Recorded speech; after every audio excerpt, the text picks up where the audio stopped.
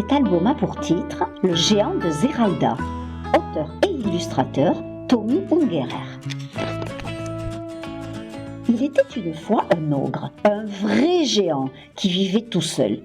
Comme la plupart des ogres, il avait des dents pointues, une barbe piquante, un nez énorme et un grand couteau. Il était toujours de mauvaise humeur et avait toujours faim. Ce qu'il aimait le plus au monde, c'était de manger des petits-enfants à son petit déjeuner. Chaque jour, l'ogre venait en ville et attrapait quelques enfants. Les parents, effrayés, creusaient pour leurs petits des habits secrets. Ils cachaient garçonnets et fillettes dans des coffres et des tonneaux, dans des caves sombres et des souterrains. Les écoles étaient vides et les maîtres étaient en chômage. Au dehors, à l'air libre, on ne voyait plus un seul enfant. L'ogre devait se contenter pour toute nourriture de bouillie d'avoine, de choux tièdes et de pommes de terre froides. Il devenait de plus en plus grincheux, bougonnait et grognait tout seul en disant « J'ai tellement faim ce matin que je ferais bien un festin en mangeant 5 ou 6 gamins. Crac et croc, si maintenant je rencontre quelques enfants, je les dévore à belles dents. » Dans une vallée éloignée, une clairière s'ouvrait au milieu des bois. Là vivait un cultivateur avec sa fille unique Zeralda. Il n'avait jamais entendu parler de l'ogre. Zeralda aimait beaucoup faire la cuisine. À l'âge de 6 ans, elle savait déjà faire friture et rôti, bouillie et farce, ragoût et grillade. Une fois par an, le cultivateur allait à la ville pour y vendre des pommes de terre, du blé, de la viande et du poisson. La veille du jour de marché, dans l'après-midi, il appela sa fille près de lui et lui dit « Zeralda, ma chère enfant, je me sens bien bas. Je ne peux plus bouger aucun membre et tout tourne devant mes yeux. J'ai dû manger trop de pommes au four à midi.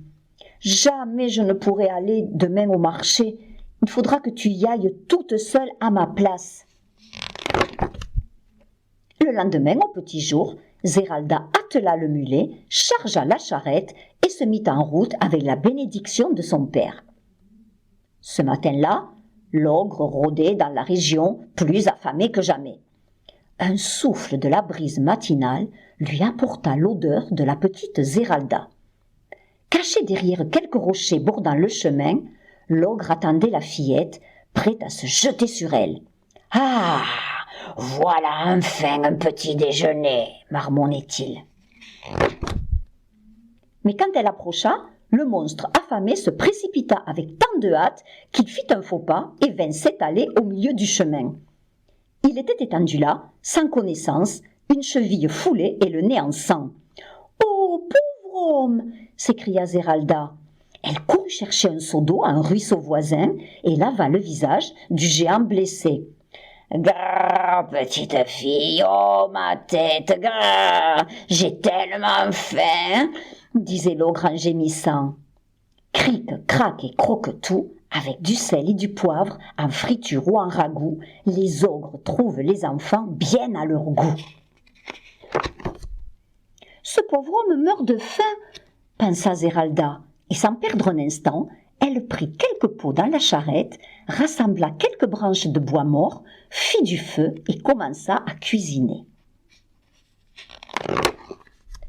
Elle avait tellement pitié de ce géant à demi-mort de faim qu'elle utilisa la moitié des provisions qu'elle portait au marché, et bientôt elle lui présenta un potage de cresson à la crème, des truites fumées au capre, des escargots au beurre et à l'ail, des poulets rôtis, un cochon de lait.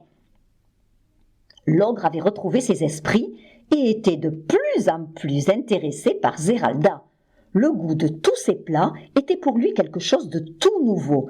Il était tellement enchanté de ce festin qu'il ne pensait même plus à se régaler de son plat favori, les petits enfants. Jamais il n'avait fait un aussi bon repas. « Très chère petite fille, dit-il, j'ai un château avec des caves pleines d'or. Je te donnerai une fortune si tu veux venir chez moi et me faire la cuisine. » Zeralda réfléchit quelques instants, puis elle accepta. Elle aida l'ogre à s'installer dans la charrette et se dirigea vers le château. Son père, qu'elle avait fait prévenir, vint aussitôt l'y rejoindre et fut chargé d'acheter dans tout le pays les meilleurs produits. Zeralda s'installa dans l'immense cuisine du château où elle n'arrêtait pas de cuisiner. Elle essayait de nouveaux plats, composait les menus les plus extraordinaires et remplissait de ses nouvelles recettes des livres et des livres de cuisine. Un souper tout à fait moyen au château du géant comprenait par exemple menu: choucroute garnie, pâté en croûte, côtelettes sur lit d'aspic truffé, pompano Sarah Bernard, sauce raspoutine, dinde de jeune fille, croque-fillettes sur délices des ogres. On organisa des banquets pour les ogres et les ogresses du voisinage, qui ne savaient plus comment dire leur admiration. Délicieux, extraordinaire, inimaginable, tout simplement divin, s'exclamait-il. Et il demandait à Zeralda de leur donner ses recettes. Naturellement, maintenant qu'il mangeait tellement de bonnes choses, il n'avait plus envie de dévorer des enfants. Et comme il n'y avait plus de danger, les enfants sortirent de leur cachette et les villageois recommencèrent à vivre comme autrefois. Puis les années passèrent. Zeralda devint une belle jeune fille. L'ogre, toujours bien nourri, rasa sa barbe piquante et ils devinrent amoureux l'un de l'autre. Ils se marièrent, menèrent une vie agréable et eurent un grand nombre d'enfants. On peut donc penser que leur vie fut heureuse jusqu'au bout.